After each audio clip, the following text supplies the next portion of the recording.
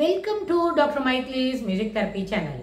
இன்றைய பதிவிலையும் சோஷியல் ஆஸ்பெக்ட்ஸில் நம்மளோட எமோஷன்ஸை எப்படி வெளியே காட்டிக்கணும் அப்படின்ற தலைப்பில் சில செய்திகளை நம்ம பகிர்ந்துக்கலாம். சோஷியல் ஆஸ்பெக்ட்ஸ் சொல்லும்போது ஃபேமிலிக்குள்ளே இருந்தாலும் ஒரு 3-4 மெம்பர்ஸ்க்கு அதுக்கு மேலே இருந்தாலும் இல்லை ஒரு கெட் டுகெதரில் நம்ம பார்ட்டிசிபேட் பண்ணிக்கிறோம் அப்படின்னாலும் நம்மளோட எக்ஸ்பிரஷன் ஆஃப் பிஹேவியர், அதாவது நடை உடை பாவனை அப்படின்னு சொல்லுவாள்.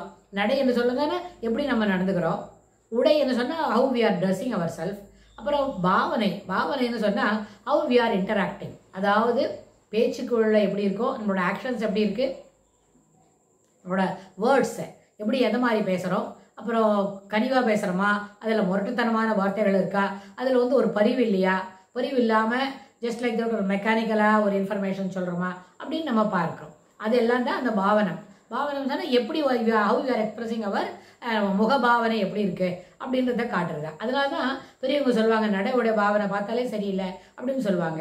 அப்படின்னா என்ன அர்த்தம், சரியாக நடந்துக்கலை, உங்களோட போட்டுக்கிற எந்த கான்டெக்ட்ல எப்படி ஒரு ட்ரெஸ் இருக்கணுமோ அந்த ட்ரெஸ் கோடு சரியா இல்லை, அதுக்கப்புறம் அவங்களோட முகபாவனை அதில் இல்லை.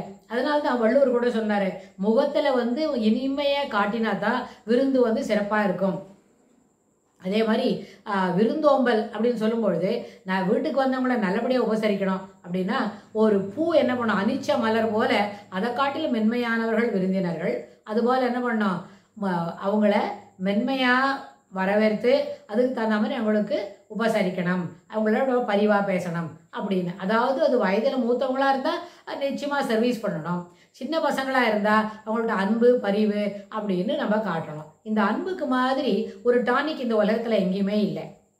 அன்பு அதாவது பெரியவங்க தன்னுடைய பிள்ளைங்கள்கிட்டையோ தன்னோட என்ன தனக்கும் கீழே இருக்கிறவங்களோட ஒரு தாத்தா பாட்டினா பேரன் பேத்திக்கிட்ட காட்டுவாங்க, இல்லைன்னா அப்பா அம்மானாலும் தன் மகன்கிட்ட காட்டணும்னு சொன்னால் அந்த அன்பு என்ன செய்யும்னு கேட்டால் அது ஒரு அளவுக்கு மேலே, அதாவது அந்த அன்புக்குன்னு ஒரு பிரிம் இருக்குது, ஒரு பாத்திரம் இருக்குது, ஒரு அளவு இருக்குது அப்படின்னு வைங்க.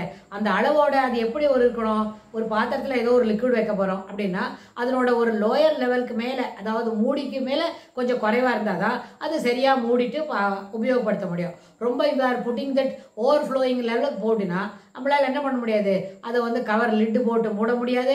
அப்படியே மூடும்போது மேலே எல்லாம் தழும்பும், will be wasting many things, ஒரு ப்ரீஷியஸாக இருக்கிறதெல்லாம் கீழே சிந்திட்டு வேஸ்ட் ஆகிடும். இது சாதாரண லிக்விடுக்கு சொல்லக்கூடிய வார்த்தை. ஆனால் அன்பு என்ன சொல்லும்பொழுது அதை என்ன செய்யணும், நிச்சயமாக அதில் பரிவோட அதை பாதுகாக்கணும். பெரியவங்களாக இருந்தால் நம்மளோட சர்வீஸ் மூலமாக நம்ம அன்பை அவங்களுக்கு வெளிக்காட்டலாம். இல்லை சின்ன பசங்களாக இருந்தால் அவங்களுக்கு போதுமான அவங்களுக்கு ஓவர்வெல்மிங்காக அப்படி கொடுத்துக்கிட்டே இருந்தால் அது என்ன பண்ணும், சேஷியபிள். சில பதிவுகளுக்கு முன்னாடி சொன்னேன் வாண்ட்ஸ் ஆர் சேஷியபிள்னு சொன்னான். ஆனால் இது மாதிரி அஃபெக்ஷன் இஸ் ஆல்சோ சேஷியபிள், மேலே மேலே மேலே கிடைச்சிருக்கணும் அப்படின்னு நினைப்போம். அப்போ என்ன செய்யும், தொடர்ந்து ஒரு சிறு பிள்ளைங்களுக்கு கிடைக்கக்கூடிய பரிவும் பாசமும் அவங்களுக்கு ரொம்ப பெரிய கான்ஃபிடன்ஸ் கொடுக்கும். அந்த கான்ஃபிடன்ஸ் கொடுத்தாதான் அதில் என்ன கிடைக்கும், மேலே அவங்களுக்கு அதை நம்ம அதுபோல் இருக்கணும்னு செய்யும். அப்புறம் அதுபோல் தானும் இருக்கணும்னு நினைக்கும். அதில் இன்னொரு ஆஸ்பெக்டில் யோசிக்கணும் அப்படின்னு சொன்னால் நம்மளுக்கு என்ன கிடைக்கிறதோ அது அப்போ நம்ம திருப்பி மற்றவங்களுக்கு கொடுக்கணும். மீண்டும் that has B share with somebody else அப்படின்னா அப்போ அந்த மாதிரி குழந்தைகளுக்கு என்ன இருக்கும், செல்ஃப் கான்ஃபிடன்ஸ் அதிகமாகும். அதுபோல் குழந்தைகளுக்கு செல்ஃப் கான்ஃபிடன்ஸ் அதிகமாகும். அதுக்கப்புறம் அதில் இன்னும் என்ன கிடைக்கும், போதுமான அளவுக்கு அந்த குழந்தைகள் தன்னோடைய ஒரு தன்னம்பிக்கை மிக்க குழந்தையாக வளரும். அதனோட சோஷியல் இன்ட்ராக்ஷன் குவாலிட்டி வைஸ் ரொம்ப பெரிய அளவில் இருக்கும். அதனால் இது எல்லாத்தையும் நம்ம யோசிக்கும் பொழுது பரிவு என்பது ஒரு போதுமான அளவுக்கு கிடைக்கக்கூடிய ஒரு டானிக்கு. அந்த டானிக்கு எக்ஸ்பைரி டேட்டே கிடையாது. அந்த டானிக்கு ப்ரிப்பரேஷன் டைம் என்ன, ரைட் நவ் இப்போ ப்ரிப்பேர் பண்ணி இப்போ கொடுக்குறோம் அப்படின்னா அதில் எப்படி இருக்கணும், தன்னை காட்டிலும் கைண்ட்னஸ் இன் வேர்ட்ஸ் கிரியேட்ஸ் கான்ஃபிடன்ஸ். அது சின்ன பசங்களுக்குலாம் இல்லை, பெரிய பசங்களாக இருந்தாலும் பெரியவங்களா வளர்ந்துட்டாங்க, 20 வயசு தாண்டிட்டாங்க, அப்போ கூட அவங்களுக்கு என்ன சொல்லணும், கைண்ட்னஸ் இன் வேர்ட்ஸ் கிரியேட்ஸ் கான்ஃபிடன்ஸ். அந்த கான்ஃபிடன்ஸ்ன்றது நம்மளால் இது செய்ய முடியும் அப்படின்ற ஒரு தன்னம்பிக்கையை வளர்க்கணும்னு சொன்னால் நீங்கள் நல்லா தான் பண்ணுறாங்க தம்பி, இன்னும் கொஞ்சம் நல்லா you put for some more effort அப்படின்னு அவங்களுக்கு சொன்னமான இது நம்மளால் சரியாக செய்ய முடியும் அப்படின்னு அவங்களுக்கு ஒரு அபிப்பிராயம் கிடைக்கும்.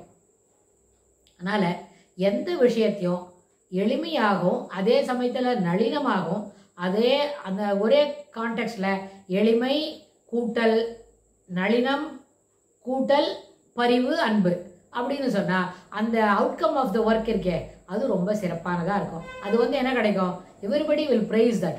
எல்லாராலையும் கொண்டாடத்தக்கின ஒரு வேலையை அவங்களுக்கு நம்ம செய்ய முடியும். இதுக்கு ஒரு அவங்களால செய்ய முடியும், நம்மளுக்கும் அது நம்மளுக்கு கிடைக்கும். நம்ம பிள்ளைங்க செய்கிறாங்கன்னா அந்த கிரெடென்ஷியல்ஸ் நம்மளுக்கு ரொம்ப சந்தோஷமாக இருக்கும். இது எப்படி இதை ஒரு சின்ன உதாரணத்தை சொல்லணும்னா, பிள்ளைங்க படிக்கிறாங்க அப்படின்னா படிக்கும்பொழுது உங்களுக்கு இது எல்லாத்தையுமே சேர்த்து கொடுக்கலாம். எளிமையாக படிக்கிறது எப்படின்னு சொல்லலாம். அப்புறம் அதில் இது ஹார்ட் ஒர்க் பண்ணணும் தான். ஹார்ட் ஒர்க் பண்ணணுன்றதுக்காக வேண்டி அதிலே முட்டி மோதிக்கிட்டு இருக்காமல் அதை ஸ்மார்ட் ஒர்க்காக ஓவர் த ஒர்க் லோடில் எங்கேயாவது ஒரு வழியில் பார்த்து அதை ஸ்மார்ட் ஒர்க்காகவும் செய்து முடிச்சுட்டு அதுக்கப்புறம் அதோட கூட என்ன கிடைக்கணும், நம்ம சொன்னோம் பரிவு பாசம், வெரி குட், சூப்பராக பண்ணிட்டியே அப்படின்னு ஒரு அக்கலோட்ஸ் கொடுத்தா அந்த பர்ஃபார்மன்ஸ் பண்ணின குழந்தை இருக்கே அதனோட தன்னம்பிக்கை அதை நல்லா உயர்த்தி விடும். அதே நேரத்தில் நம்மளால் முடியும்னு தொடர்ந்து இந்த பர்ஃபார்மன்ஸோட அவுட்கம் இருக்கே அதே லெவலில் அது கிராஃபில் போகும். ஒரு ஸ்டேஜில் ஒரு 6 மாதம் 8 மாதத்துக்குள்ளே அது நல்லபடியாக ரைஸ் ஆகிடும். அதனால் பரிவு என்பது ஒரு சிறப்பான டானிக். அந்த ஒரு ஊக்கத்தை கொடுக்கக்கூடிய ஒரு மருந்து போல இது பயன்படும் அப்படின்னு சொல்லி நம்ம இந்த பதிவை நிறைவு செய்கிறோம். இதுக்கு தொடர்புடைய செய்திகளை வரப்போகிற பகுதிகளில் பார்க்கலாம். தேங்க்ஸ் ஃபார் வாட்சிங்.